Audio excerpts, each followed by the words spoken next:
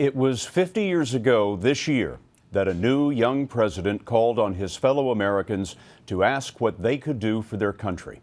In tonight's Assignment America, Steve Hartman introduces us to a man who never stops asking and never stops doing.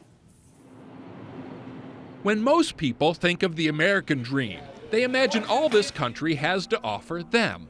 There you go, folks. Have a wonderful evening. But for 40-year-old Hamid Chaudhry, a Pakistani immigrant and owner of this Dairy Queen in Reading, Pennsylvania, that dream isn't just for the taking. I'm part of the society, and when you belong somewhere, you have to give back. A few years ago, after becoming a U.S. citizen, Hamid moved to Reading with his wife, a doctor. They have 2 children. For most people, that would be enough responsibility. Make it a meal? But Hamid wanted more. He began with Kumru Elementary, Hi, Alexa. offering his services to school principal James Watts. And I looked at him like, wow, here's a guy, I mean, truthfully, businessmen in this day and age are not coming to schools and saying, what can I do for you? Chocolate here, strawberry there. What Hamid offered was to host the school fundraisers. He eventually began fundraising for other organizations as well. A lot of ice cream for every kid. Soccer teams, Crime Stoppers.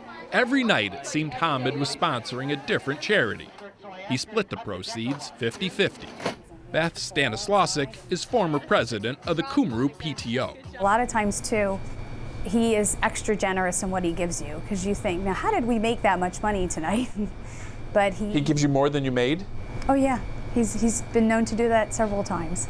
Do you have a problem saying no? Could you say no? I can, but I prefer not to.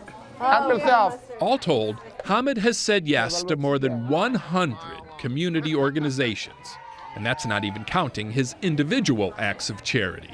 I wasn't even thinking that anybody was going to help me in any way. I was thinking I'm not going to be able to pay for my husband's funeral. And, then he steps up and does something like that.